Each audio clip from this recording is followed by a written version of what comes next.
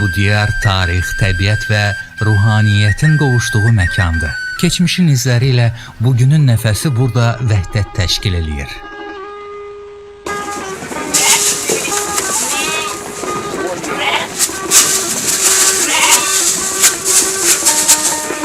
İsmayılı cəmaatı əsrlər boyu bu torpağın çörəyini yeyib, suyunu içmiş, alın tərini torpağa hopduraraq bu diyara nəfəs vermiş bir el-obadır. Bu insanların xarakterində zəhmətkeşlik bir həyat fəlsəfəsi kimi yaşayır. Gün doğmadan oyanıb dağların ətəyinə, çayların sahilinə səpələnmiş çöllərə üst tutar, torpağı əkinlə, ocaqları mərdliklə, həyatı ümidlə yoğurarlar. Onlar üçün torpaq sadəcə mülkiyyət deyil, bərəkət mənbəyi, ata yadigarı, nəfəs alan ilahi bir varlıqdır.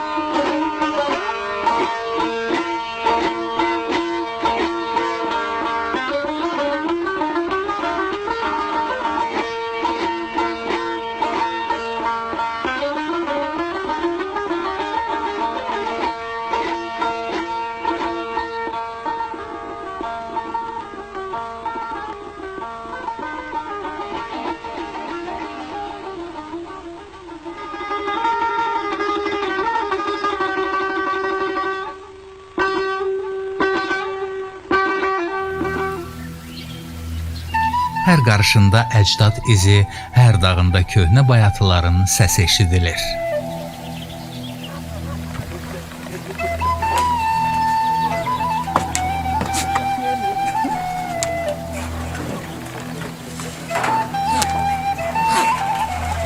İsmayılının kəndləri yaşıl yaylaqları, meşələrin yaşıl zümrüdü və uçsuz-bucaqsız düzənlikləri ilə göz oxşuyur. Burada təbiətin rəngi daha parlaq, çayın suyu daha şəffaf, yayın yeli daha sərin, qışın qarı daha müqəddəs görünür.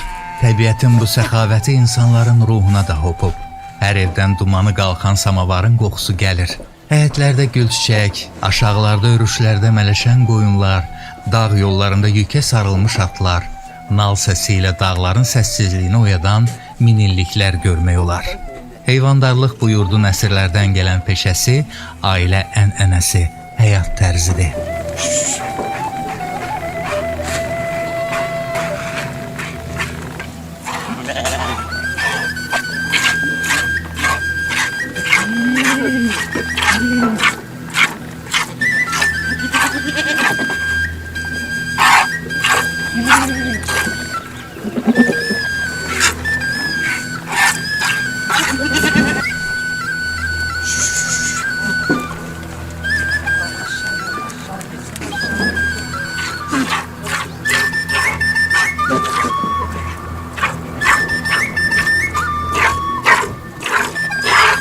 Malqaranın səsi, çoban nəğmələri, arxa-arxaya düzülmüş yaylaq çadırları, buralar təkcə təsərrüfat deyil, mədəni irsdir.